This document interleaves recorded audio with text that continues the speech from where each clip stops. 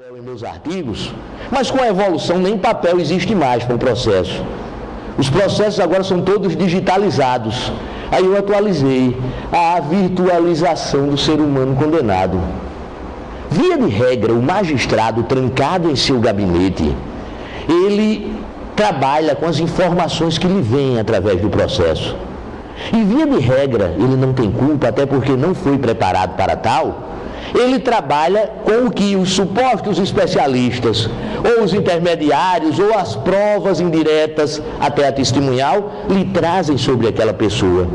Então julga-se um ser humano que no momento de ser julgado, não está tendo a sua personalidade considerada. Mas a Declaração de Direitos Humanos diz que todo mundo tem o direito de ser considerado como pessoa. Olha, já desde lá, a histórica. Não é nem o pacto mais de São José.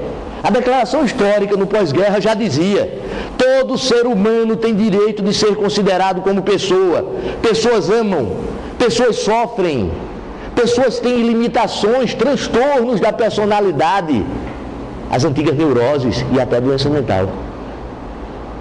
Pessoas têm as mesmas limitações que todos os seres humanos estão passíveis a terem. E aí?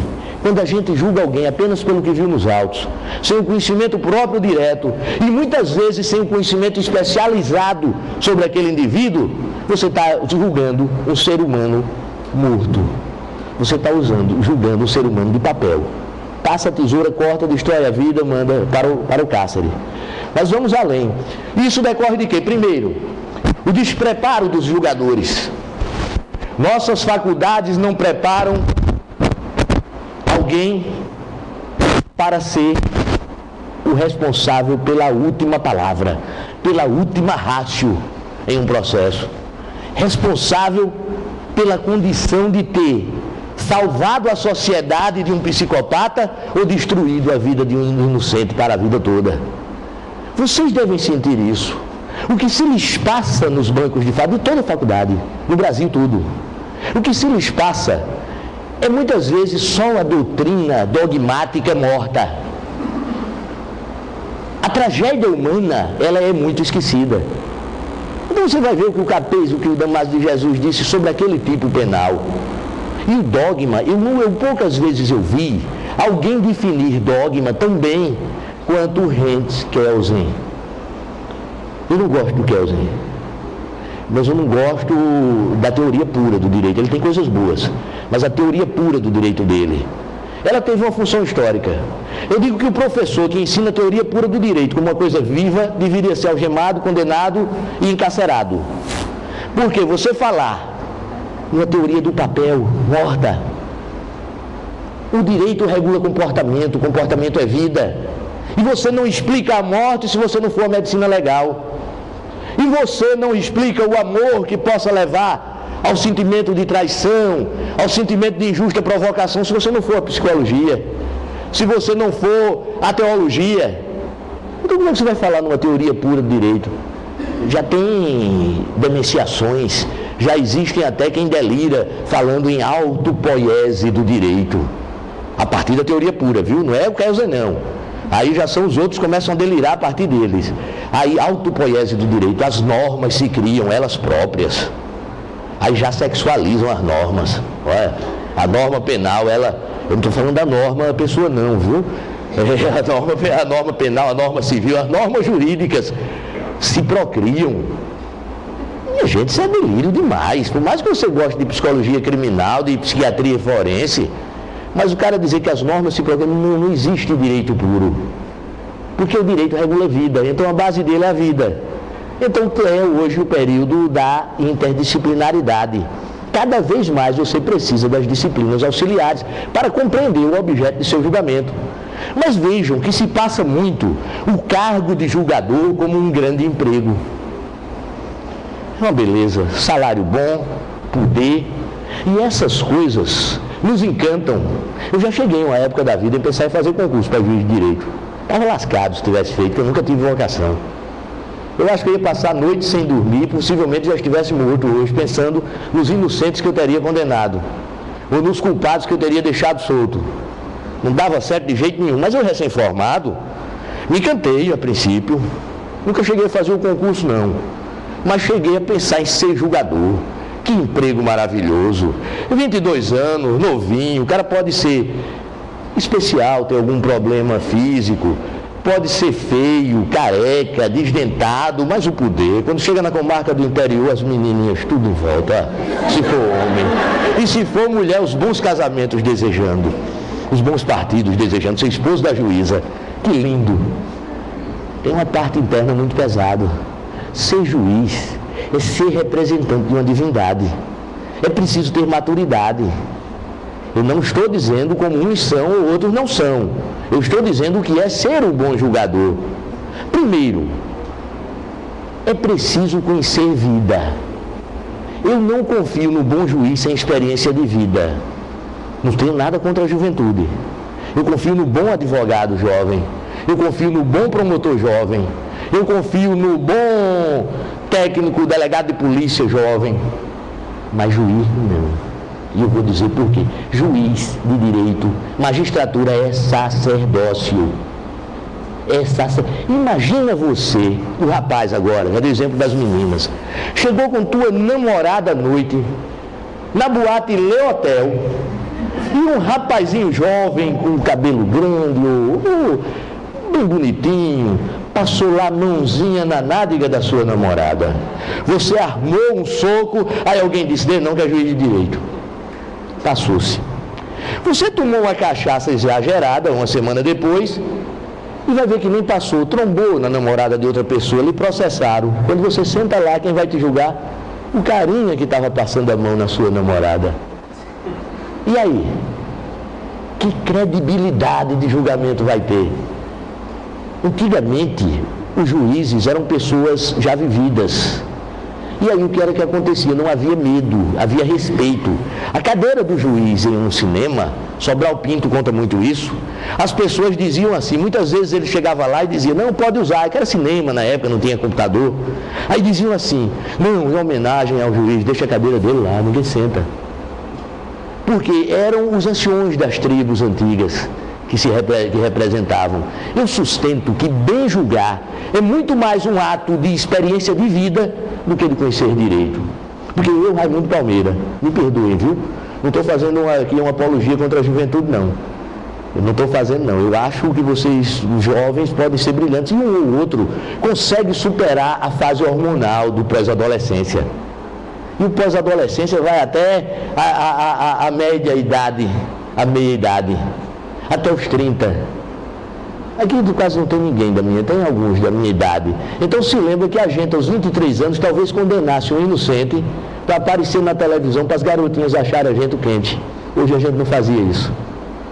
Hoje a gente não faz, porque o próprio hormônio se acomoda, os próprios hormônios se acomodam. Passa aquela fase do... O homem tem muito isso, o homem tem muito isso. Extravasa, a mulher sublima. E a gente, homem, quando tem 22, 23 anos, se não se trabalhar muito, o importante é a quantidade. Eu me divirto quando vejo falando, às vezes em corredores. Peguei 4 ontem, peguei 8, peguei 10 na festa, pegou nenhuma. Eu só um pouquinho com o outro, outro com o outro, outro com o outro, que hoje já pegou. Eu tenho batido muito nas minhas palestras. Eu venho de um tempo em que se falava em flertar, depois paquerar. Antes de mim, se falava em cortejar. Cortejar era encher a mulher amada ou a mulher encher o homem de cortejos, de homenagens. Hoje é pegar, como quem pega bicho, como quem pega animal, não é? Então vejam bem, só o tempo nos faz passar por situações que nós achamos hoje, com 23 anos de idade, 22, que nunca faremos aquilo. Quanto mais tempo passa, por isso que nos Estados Unidos um ministro da Suprema Corte tem que ter 60 anos de idade. Eles não trabalham com prática jurídica de 2, 3 anos, não. Tem que ter, é a corte dos anciões. 60, muito mais não, né? Porque aí o cara já vai demenciar também, né? Lutar também demais, aí é o contrário da juventude. Então vejam bem, quando você resolver ser juiz, juíza, você pense que para ter credibilidade e respeitabilidade, muitas das coisas da juventude você vai ter que deixar. Barzinho, festinha da boate, tá tomando os rapazes a cervejinha na esquina. Isso aí não é condizente com o seu cargo, que o seu cargo é de sacerdote, ou sacerdotisa. é igual um pastor e um padre. Porque a última ratio de um processo em primeira instância é sua. Você vai decidir uma vida humana. Aí eu vou fazer o quê? Tem que viver. Viver tem. Tem, porque hoje o que se faz é o seguinte: concursos decorativos. A última pessoa a ser um juiz de direito é o concurseiro. Não vive. Está trancado estudando para decorar. Não sabe nem o que é que se passa lá fora, na rua, senão não passa no concurso de juiz. É um bom jogador. Pode ser uma boa pessoa. Você não está vendo a vida, você não está passando por situações que você possa reagir igual ou diferente daquele a quem vai julgar. Observe direitinho. Então é incompatível. Bom, e vai lá o processo. Então a extrema juvenilização da justiça tem feito com que cada vez mais se venha a afastar dessa questão da tragédia humana em relação ao réu e ao condenado. Eu aproveito a palestra para pedir a vocês mais jovens que quando resolverem ser juízes, pensem nisso aqui que eu disse: eu não sou o dono da verdade. De repente você entende que eu estou errado, vai ser uma grande juíza. Eu conheço juízes jovens, brilhantes, que se expõem até menos do que alguns antigos, alguns mais velhos, que usam como um sacerdote mesmo. A gente tem padre e pastor aí com 23, 24 anos de idade que deixa os prazeres da vida. Um juiz é isso. Para ser de bem, digno e decente, deixa os prazeres da vida. Está se dedicando exclusivamente à sua missão. Então é preciso ter vocação. Não é só o bom emprego. Você tem outros bons empregos. Mas vamos lá. E o dogmatismo atrapalha muito. Vocês viram a figura ali estudando da sentença, para pronatar a sentença? Crime versus personalidade do réu. O criminoso, de uma certa forma, ele teve aquele crime, aquele delito determinado pela formação da sua personalidade. Voltando à psicologia jurídica para quem pagou, que é logo no comecinho, antecipando para quem ainda não pagou, que é a personalidade. A personalidade é formada de dois elementos: temperamento e caráter. Temperamento é herdado. Temperamento biológico. Temperamento é animal. Temperamento tem a ver com paixões. Personalidade. Temperamento tem a ver com genital. Tem a ver com o id da psicanálise, o isso, a coisa, o animal. Caráter é social, amoldado. Id é paixão, ego é amor. Porque é o aspecto social. Id é genital, ego é sexual. Então, esses dois juntos é que nos amoldam como nós somos. A decorrência dessa forma de ser vai assinar os nossos atos. As nossas características se manifestam nos nossos atos, não é verdade? Quando há um desajuste dessa personalidade, que não chega a afetar a mente, e a mente não existe fisicamente, a mente é o resultado do funcionamento do cérebro. Ela não tem um lugar que você acha no corpo humano a mente. Mas quando não há um desajuste, o que vai haver? Sofrimento pessoal, com exceção do antissocial, do psicopata. Sofrimento pessoal para o indivíduo. Mesmo que leve ao sofrimento, todos levam também ao sofrimento de seus companheiros, de seus conviventes, mas o antissocial não tem culpa nem remorso, então ele não sofre. Só faz sofrer. O antissocial, apesar de se demonstrar para ser sedutor, o indivíduo mais sofredor do mundo, se lhe apresentar assim. Outro exemplo que eu costumo dar é aquele: o namorado deu um tapa na namorada porque ela estava olhando o artista da televisão e achando bonito. É um desequilibrado, né? O cara que dá um tapa com ciúme de uma coisa virtual, de uma coisa imaterial, é um doente mental. Mas se ele for um antissocial, ele não é nem doente mental, ele é mau. E aí o que é que ele vai fazer? Ele vai chorar tanto, se demonstrar tão humilde, que ela vai pedir perdão porque fez com que ele desse um tapa nela. Ele vai convencer que está doendo mais nele do que nela. Tapa dá em quem dá, dói em quem dá. Tapa não dói em quem recebe nunca não. Aliás, desculpe, a tapa dói em quem recebe. Tapa não dói nunca em quem dá não. No máximo vai doer a mão ou os dedos do soco, né? Mas não, eu estou desesperado, eu fui obrigado a bater em você. Teve violência, não tem amor. E quando eu falo violência, é até a violência verbal. É até a ofensa verbal. Quem ama não ofende. Quem ama se coloca em sacrifício no lugar de quem é amado. Eu estou aqui com minha esposa e ela cometeu um agafe. Se eu puder, eu assumo a gafe dela. A culpa foi minha, para não expor quem eu amei. Não, essa mulher burra da peste, burra, sou um psicopata, sou um antissocial, tenha certeza. Nunca se expõe a quem se ama. O amor é doação, é abnegação, né? Bom, mas vamos lá. Então eu estou falando isso para mostrar a vocês a personalidade como está em tudo que nós fazemos, que nós assinamos de uma certa forma com um modo de agir, de atuar ou de deixar de agir. Essa personalidade se marca nas nossas ações, porque ninguém penetra no cérebro de ninguém. No cérebro até penetra com a intervenção cirúrgica, mas na mente ninguém penetra na mente de ninguém. Se você encontrar alguém penetrando na mente dos outros, tenha cuidado, porque já pode estar delirando. O paranoico, tem um delírio paranoico que é muito de manipulação cerebral, da chamada telepatia, das pessoas estarem conhecendo o seu sentimento. Essa garota aqui está olhando para mim, eu vou parar de falar porque ela está sabendo o que é que eu estou pensando. Olha, isso aí é uma manifestação paranoide muito forte. Então ninguém penetra na mente de ninguém.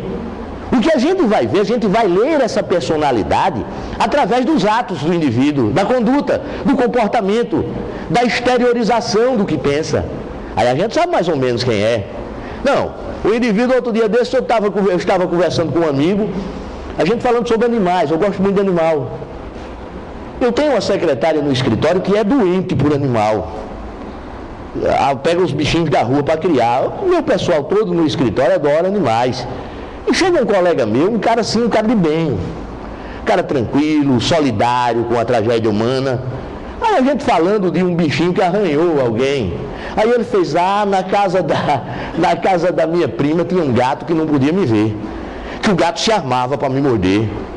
Mas ele aprendeu a me respeitar, como eu dava na cara dele assim. Que é isso?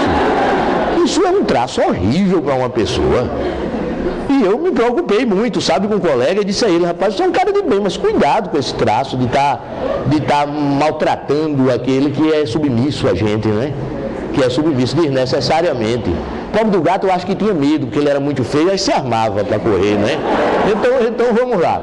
Aí a personalidade, eu não posso nem falar, né, de feiura dos outros, mas, então, estabelecido o que é a personalidade, nós sabemos que a personalidade é a própria individualidade do ser humano. Daqui a pouco a gente vai fechar na pena. Aonde é que ela vai ser importante? Parelha criminológica. Como nós sabemos que a personalidade do indivíduo é importante para se conhecer o crime, para que você veja o nível de periculosidade dele, você tem que olhar o comportamento da vítima. Quem ainda não viu criminologia vai ver comigo. Quando a gente, quem estudar de manhã, né, pela manhã, que eu só ensino pela manhã. Quando a gente chegar em criminologia, nós vamos estudar a chamada vitimologia. E nela nós vamos estudar condutas vitimizantes. Observem como é importante para você estabelecer a diferenciação da resposta penal entre dois criminosos que cometeram o mesmo crime, você analisar a personalidade de cada um. E daqui a pouco eu vou mostrar a fundamentação legal. Então vejam bem, chamamos de parelha criminal ou parelha criminológica quando a gente tem a vítima ideal para o criminoso ideal. Olha, chapeuzinho vermelho provocando o lobo mau. Ali, simbolicamente, vocês dão para sentir. Lembra-me agora o fato daquele professor que, ministrando uma aula sobre conduta vitimizante é a conduta da vítima que se coloca em condição de risco para sofrer o crime. E ele dava um exemplo de que uma garota fora estuprada em uma praça, na mesma praça, 12 vezes. E aí uma senhora levantou-se de dentro e fez, professor, alguém tem uma dúvida? E uma senhora fez, tenho, professor. Qual é o endereço dessa praça? Isso é uma conduta vitimizante. Observem como não é fácil só pelas peças dos autos. Você, magistrado, magistrada, e eu ainda não cheguei no cumprimento da pena, na adequação da pena, ainda estou falando em processo. Você, magistrado, magistrada, recebe 2 processos por estupro. Um deles, o indivíduo puxou a vítima para um motel e em lá chegando, praticou relações sexuais com ela através do coito normal, vaginal, à força, ela sem querer. Aí vai para o segundo processo, você deu uma pena. O indivíduo levou uma garota ao motel e dentro do motel também praticou à força um ato sexual. Quando você vai ao histórico, o indivíduo parou o carro, apontou uma arma, fez com que a vítima entrasse no primeiro caso, levou sob a ameaça de uma arma e obrigou a fazer sexo com ele. No segundo caso, a garota em uma boate, em uma festa, aproximou-se do indivíduo, do agente ativo do crime, o seduziu, convidou para saírem, tomaram mais uma bebida, lá ela chamou para ir a um motel. Ao chegar a um motel, e o indivíduo até não queria, porque tinha um compromisso, ou era casado, estava com medo que a esposa descobrisse, mas vai. Em chegando no motel, a vítima começou as carícias íntimas, os atos preambulares do sexo. No momento da penetração, ela fez: espera aí, eu não vim aqui para isso não. Eu só quero a carícia. Ela tem direito, ela é vítima também. O indivíduo, homem ou mulher, hoje já se pode falar também estupro.